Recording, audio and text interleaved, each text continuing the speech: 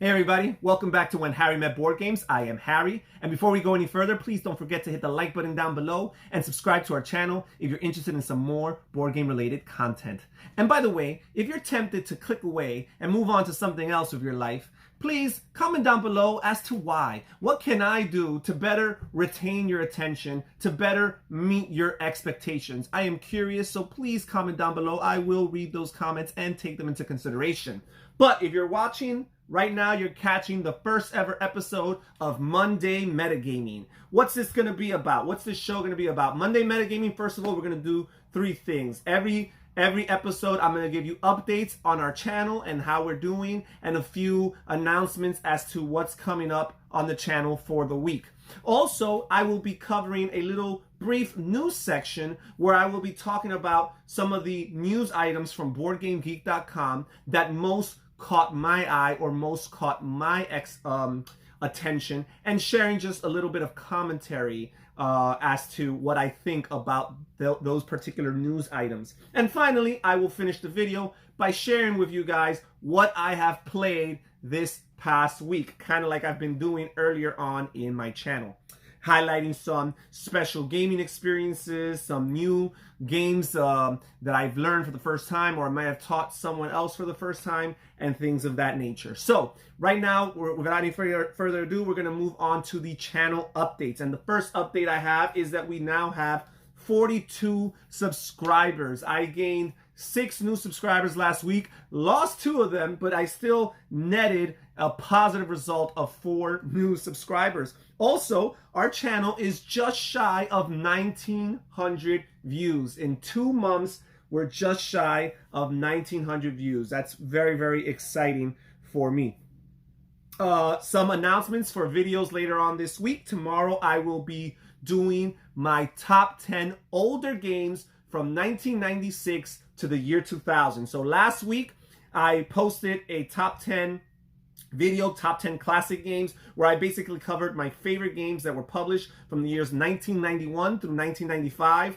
Tomorrow, I will be covering the next half of the decade, the next 5 years, 1996 to 2000. So if you're interested in older classic games, stay tuned for that. Also, later on this week, I plan on doing a review on one of the games in the top 10 older games. I'm not going to say which one, but if you catch that video, you'll have an idea as to which one of those 10 games will be covered in our review later on this week. Also, we're going to have a few more unboxing videos and a few playthroughs uploaded this week, as is our custom. All right, now let's move on to the news, the Board Game Geek news, and the news items that most fascinated me and caught my eye. First of all, Matt Leacock reported in a quarterly report that, first of all, he confirms, or at least believes, that Pandemic Legacy Season 3 will be coming out later on this year. And that is very exciting news for many people. I myself am very excited. I've never played Pandemic Legacy 1 or 2. I have them waiting for me right there on my shelf of shame. By the way, if you want to, you can click down below and catch a video of my shelf of shame. It is a shameful and yet glorious sight. So those are 2 games that are in my shelf of shame and definitely my bucket list. I love Pandemic. Pandemic is one of my favorite games. I have tons of people that like it, and I'm getting ready for Pandemic Legacy Season 1 and Season 2. But at the same time, as a completionist, I kind of need for Legacy Season 3 to come out already so that I could feel good about myself as I explore this universe of the Pandemic Legacy universe. Also, there's going to be a new game in the Era series that sounds intriguing. I have not really looked too much into Era Medieval, but I'm interested to see what's the next game in that line of games. Also, a new cooperative game. Matt Leacock announced a new cooperative game that's not Pandemic. So that sounds very intriguing to me. Matt Leacock is one of my favorite designers. So when he says he's going to do a co-op game, and I like lots of his co-op games already, he's going to do a co-op game that's not Pandemic, because lots of his co-op games are very Pandemic-like. So that really raises my eye and catches my attention. You see, again, Matt Leacock is one of my favorite designers, and the fact that he's coming up with new material very, very much has my attention and excites me. By the way, sometime down the line, sometime in the future, I do plan on doing a top 10 favorite designers video for you all to catch that as well. Also, he announced a big box game, and that's pretty much the only description he gave about that. And that sounds very interesting. I mean, Matt Leacock is known for family weight games, Gateway and Gateway Plus level games. So to think that he's working on a big box game, it sounds like something heavier, something deeper, something longer, right? Something that's obviously more of a monetary investment, maybe like a richer storyline feel. I have no idea. But that, again, sounds very exciting to me, the idea of Matt Leacock working on a big box game. The other and final news item that caught my attention for Board Game Geek, I mean, there was a lot of news. There's always a lot of news, but these are the two items that really caught my attention. And that's that Donald X. Vaccarino, later on this year, will be coming out with Winter Kingdom, which is like a spin-off or a standalone expansion box to Kingdom Builder. Kingdom Builder is one of my favorite games. It's a light gateway style game, but I really appreciate it. It's very simple to learn, perhaps too simple. Its simplicity is kind of like a two-edged sword or two sides of the same coin, where some people like and appreciate its simplicity and other people knock the game for its simplicity and think it's probably too simple. It seems like Winter Kingdom, for those who knock that, will add a little bit of complexity to the game. It's probably a next step to Kingdom Builder. Now, it seems like they're still retaining the hand of one card, which has been a problem for lots of people. So if that's your problem with Kingdom Builder, it doesn't sound like that's going to change. But it looks like it's adding a few new elements. It's adding forts as replacements to regular settlements. It's adding ability cards that each player will have. I guess that will distinguish him or her from the other players in the game. It has some twist cards that I guess will make each and every single game feel different. Maybe add a little bit of a storyline to each and every single game. So, and it has a couple other features that they mentioned. So that sounds, again, very, very intriguing, very, very interesting. I like Kingdom Builder. I like the fact that it's gateway in nature, that it's so easy to pick up, that I could teach it to almost anybody. But at the same time, I would be very, very excited to have a next step kind of expansion of sorts to this game. And that's definitely a game that's on my wish list, and sometime in the future I do plan on getting. So that's it for the news today, and now we will move on to Harry's games that he played, what I played in this past week. I hope you stick around and just catch a little bit of this if you're tempted to click away. So I was very fortunate, considering all the world circumstances, let's be real. We're very lucky, here in the first world, to have so many different things to keep us entertained in the midst of this pandemic, in the midst of this global crisis. Despite the fact that we're being quarantined or self-quarantining, there are so many things that we can do from home. And despite the fact that we are practicing social distancing and not seeing people like we used to see, and a lot of my gaming depended on some outside circles, people beyond my immediate family, I've been very fortunate, all that just to say that I've been very fortunate to have 19 plays this week, just right here in the comfort of my own home. And first, we'll start with the games that I played with my wife, Lily. First of all, we played Tikal, which we've been playing a lot of this game lately, designed by Wolfgang Kramer and Michael Kiesling. It's an exploration game, Mayan. You're exploring the Mayan jungles, and you're excavating temples, and you're discovering treasures. Really, it's an area majority game with a little bit of set collection that introduces the action point system, where you have 10 points to spread throughout a bunch of different actions that you have as options for each turn. And each different action has a different amount of action points that it costs. So you're basically budgeting your turn, deciphering what you should do and what's the most efficient way of utilizing your 10 action points. This was a very fun game. It's really, really growing on me. It's already ranked pretty high on my top games of all time. If you're curious as to where, you could check my top 50 board games of all time and see where it shows up. And it's growing to my wife Lily. I've been playing it with my wife Lily. It's relatively new to her. I've been playing this game for over a year, but this game is something that just in the last month or so, she and I have been playing. We also played Pursuit of Happiness. Pursuit of Happiness is a worker placement game with the game of life theme, right?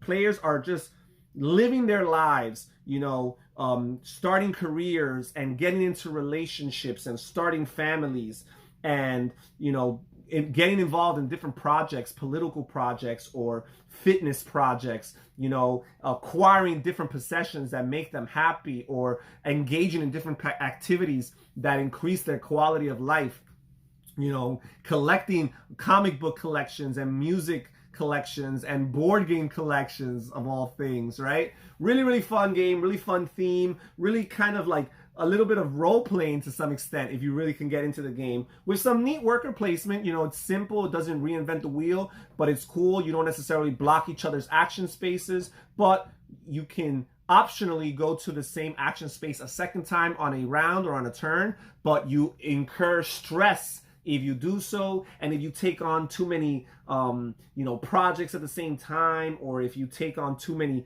partners, right? If you date more than one person at the same time, get romantically involved with more than one person at the same time, that also makes you accrue stress, and stress is a bad thing. Stress will speed up your death. You're not gonna live a long life in this game. It's hard to live the full amount of rounds. There is elimination of sorts in this game. You don't lose by getting eliminated. You just no longer can actively engage or participate in the rounds. You kind of have to like sit back and watch your other opponents play until they die and hope that you still have more points than them, or that you did have more points than them. But if you manage your stress and do certain activities that de-stress you, that keep you, mentally sound, that keep you, experiencing quality of life and at least short-term happiness, if you do all these little things, then you can elongate your life at least by a couple decades. Each round signifies or represents a decade. Really fun. Lots of resource conversion in this game. You have I think you have like 4 or 5 different resources that you're managing. You have, of course, money. You have, influence, social influence. You have creativity, and you have knowledge. And on top of that, you kind of have short-term happiness and stress as side little resources. They're not tangible tokens that you hold, but you have a little track that you keep track of how well you're doing in those areas. But you have these 4 different resources, these main resources, and lots of the cards help you convert some of those resources for some other resources, which reminds me a lot of games like Le Havre, right? That has those, various different resources that you're trying to manage, and sometimes you can convert one into another, and so on and so forth. I think that's really, really neat mechanism. Again, it's just fun. I actually don't win often at this game. My wife, Lily, beats me a lot. I think I've only beaten her once at this game. And yet I have such a fun time because I feel like I'm living a life. And I guess to some extent it's escapism, and to some extent it's doing some of the things that I like to do but I cannot do, or some of the things that I've always wondered about or was curious about but was too afraid to try. And I can kind of recreate those scenarios in this game, which I find to be exciting, fun, and hilarious. We also played Agricola, which is another worker placement game, and honestly it's one of our favorite games of all time. Again, check our top games of all time. You could check my top 50 games of all time. You could check Lily's top 25, my wife Lily's top 25 games of all time, so you could see where it ranks. But for a little spoiler, we both like this game a lot, and we had a great time. We love managing the different cards. We always introduce a few new occupation and minor improvement cards, which are some cards that help you optimize your strategies for the game. And we always add a few new cards to each game just to keep it feeling fresh, keep it feeling new. And there's so many cards in Agricola that it's hard to run out of options, right? So this is a, agricultural theme. You're starting your farm, you're growing your family, you're you're planting crops and reaping them. You're participating in animal husbandry, raising animals, breeding them. And all of this works towards getting you points. The interesting thing about Agricola is you kind of have to do a little good in every area, because if you neglect areas, you end up getting negative points. And the scores in Agricola are so low that a few negative points is actually a bad thing, right? So you kind of want to at least cover your bases so that you can at least break even in some areas, not get any negative points, and maybe focus on a few other areas where you're going to try to score a lot of points.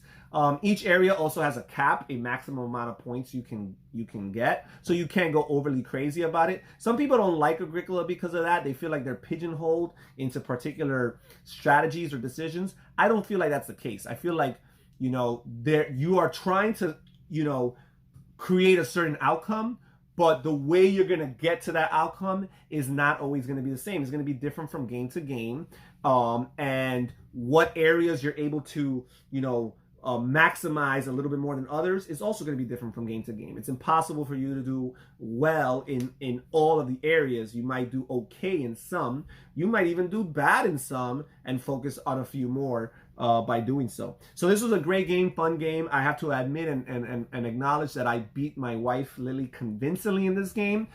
We go toe-to-toe in this game quite often. She probably beats me a little bit more than I beat her, but more often than not, the games are pretty close. But for whatever reason, I feel like I had a significant victory against her this last time.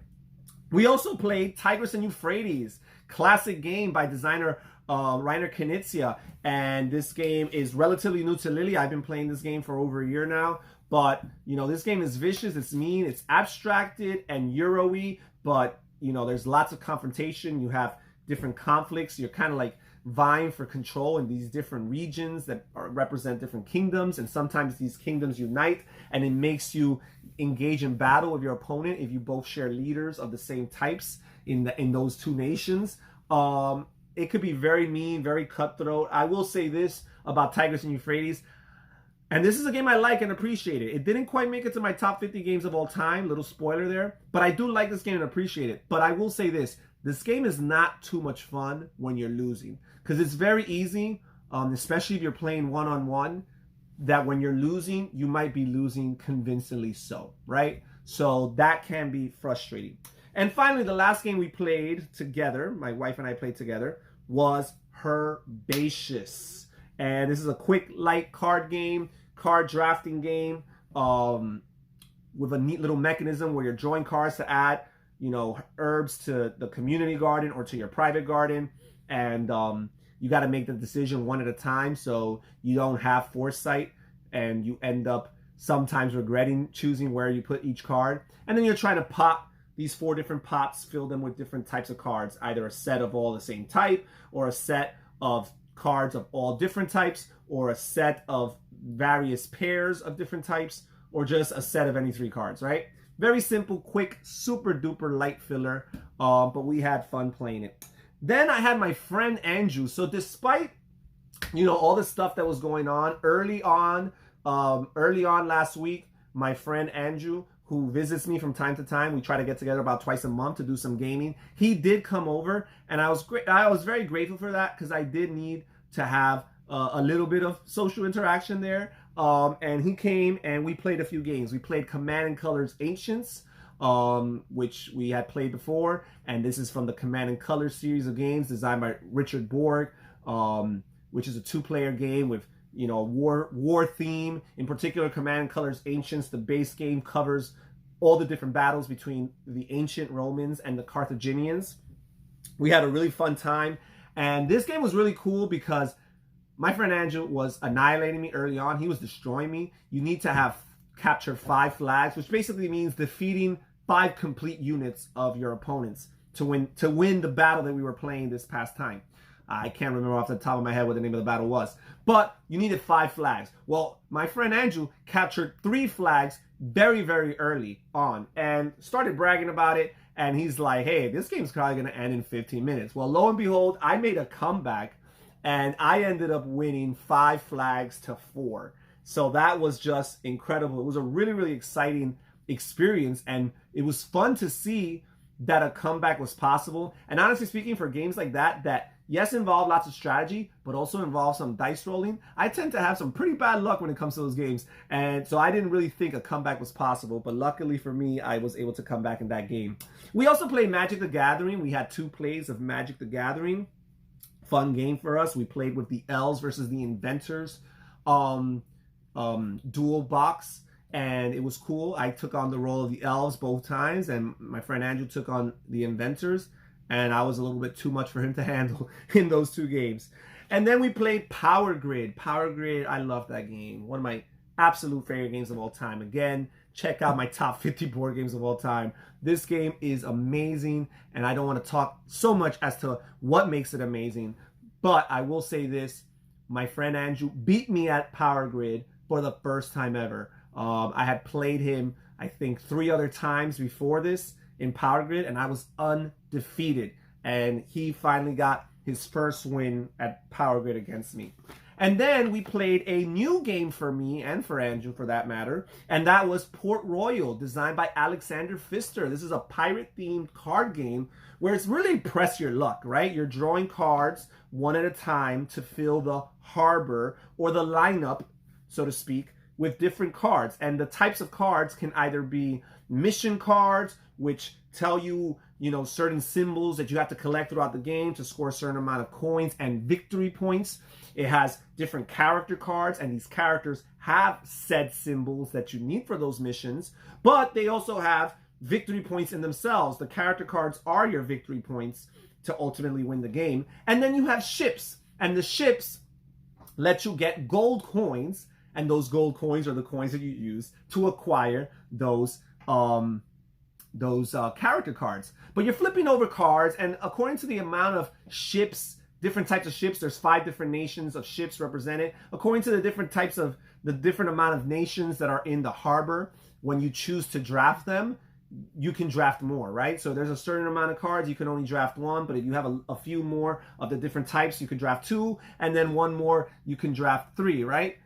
But the thing is, you're always risking busting, right? Because if you ever flip over a second card of the same nation, then the harbor is cleared and your entire turn is lost, right? So there is lots of strategy and some resource management, because you're managing the resource of your coins, and you're also managing the resources of your character cards, the different symbols that they have. But at the same time, you're doing lots of simple press your luck. Do I draw the next card, right? And what's the probabilities? And while you have some idea of the probabilities, the fact that the cards themselves serve as your money, and you're giving your money, you're distributing your money face down, because the back of the card has the gold coin symbol, means that you're acquiring all this money and you're discarding it face down, and you have no idea what cards have come out, because some of the cards that have come out in the form of money, and you don't know what card is underneath or on the other side of that card.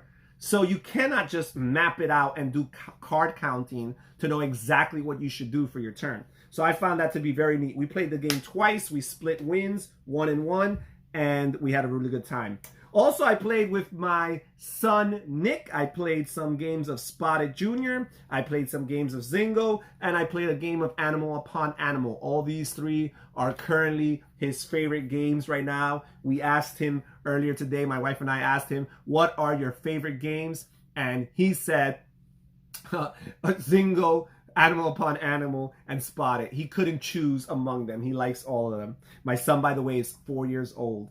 And finally, my last play for the week was a solo play of Thunderstone Quest, a deck building game with a fantasy theme, kind of like a dungeon delve, adventure game where you're, going to the village to acquire, items and weapons and spells, and you're going to,